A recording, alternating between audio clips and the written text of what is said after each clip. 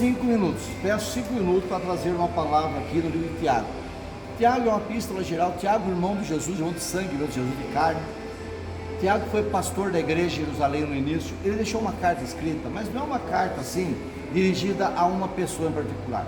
É uma carta dirigida a uma igreja, a todos os crentes. É uma carta dirigida a todas as pessoas. Então, o Tiago, ele trabalha com o nosso particular, com o nosso desempenho, com o nosso dia a dia. Tiago trabalha com a nossa conduta diária. Esse aqui é o canal O Pregador Caminhando pelo Evangelho, tá bem? Podem entrar lá, ver todas as minhas mensagens, tá? Então a minha ideia é gravar e explicar o Evangelho para todos aqueles que estão me acompanhando. E se você gostou, compartilhe e envie para as pessoas, compartilhe isso. E Tiago fala no capítulo 1, verso 15, fala assim, olha: depois, havendo a concupiscência concebido, dá luz ao pecado, e o pecado sendo consumado, ele gera morte. Então o que gera morte? O pecado consumado. Mas até chegar no pecado tem um processo. Ninguém fala assim, por exemplo, ele está andando pela rua, de repente fala, vou roubar esse banco. Ele está andando pela rua, eu vou dar uma adulterada. Não é assim. Antes da pessoa adulterar, antes da pessoa roubar, ela planeja, ela pensa. Então o pecado, ele é consequência de uma coisa planejada, de uma coisa já tramada. Por isso que ele fala aqui, depois havendo a concupiscência concebida. O que é concupiscência? É o desejo desordenado. Concupiscência é desejo incontrolado. Nós temos vontade de comer, mas comer demais, glutonaria. Temos vontade de ter coisas boas, mas ter coisas boas demais é luxúria. Então tudo que é demais é um desejo ordenado, é uma concupiscência. Então depois da concupiscência haver concebido, depois que nós concebemos, nós concordamos, depois que eu concordo com aquele desejo desordenado, então vem o pensamento, vem a ideia, mas depois que eu concordo, que eu concebo aquilo, o ódio, a mágoa, o matar, o roubar, o adulterar, o pecar, que eu concordo, que eu concebi a concupiscência, ela dá à luz o pecado.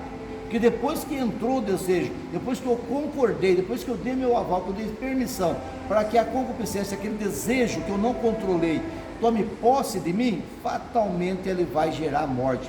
Vai dar muito mais trabalho para eu anulá-lo, para eu jogar ele por terra, dá muito mais trabalho depois do que antes. Então é melhor trabalhar com a concupiscência antes dela instalar-se. Quando ela começar a querer instalar, eu já tenho que anular a iniquidade. Então ela dá luz ao pecado. E o pecado, depois de consumado, ele gera morte. Porque mesmo o pecado, porque ser tentado não é pecado. Então o pecado ele está dentro da gente. Mas quando a gente não consuma, ele não gera morte. Mas quando ele é consumado, ele gera morte. Agora Jesus, ele aniquilou o pecado, ele aniquilou o diabo. Então em Jesus Cristo, mesmo quando a iniquidade toma força, quando eu concordo com a iniquidade, quando eu cometo o pecado, mas se eu me arrepender, eu sou restaurado. Por quê? Porque Jesus, ele aniquilou o pecado, Hebreus 9, 26, ele acabou com o pecado, ele levou o pecado sobre a cruz. Então Jesus, quando Jesus te chamou, ele já sabia que você ia pecar, ele já estava te perdoando, ele está te aceitando como você é. Mas o pecado, talvez ele não tire a nossa salvação, a nossa salvação está escondida em Cristo. Mas o pecado vai entristecer o Espírito Santo, isso não pode acontecer. Você me entendeu? Então por que você não peca, pastor? Porque eu não quero entristecer o Espírito Santo.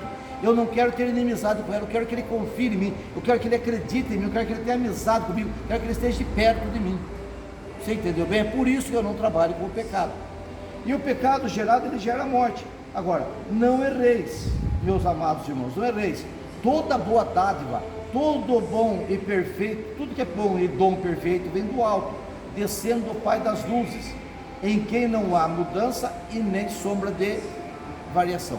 Moral da história: tudo que é bom, tudo que é santo, tudo que é honesto, tudo que é maravilhoso, tudo que é perfeito, tudo que é de paz, que é de amor, vem de Deus. Como que eu sei se esse pensamento é de Deus, ou é do diabo, ou é da carne?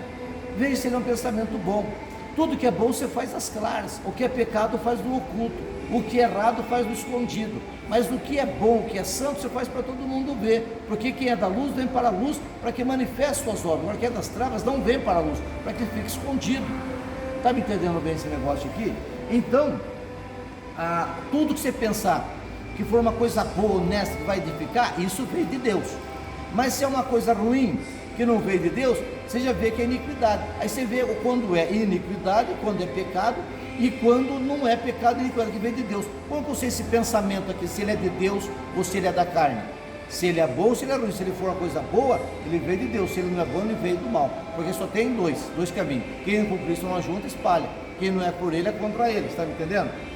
Olha lá, segundo a sua vontade, ele nos gerou pela palavra da verdade, para que fôssemos como primícias das suas criaturas. Então, pela sua vontade, pela vontade dele, do próprio Deus, pela sua própria vontade, ele gerou você, ele gerou a mim, pela palavra da verdade, pela palavra da Escritura.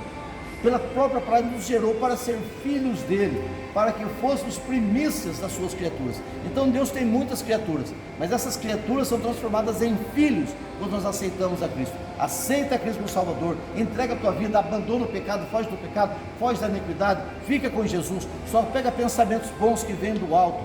E aí Cristo, ele nos chamou, nos elegeu, nos escolheu, ele nos santificou para sermos primícia das suas criaturas. Esse é o desejo de Deus para a sua vida e para a minha vida. Amém? Deus abençoe, fica na paz.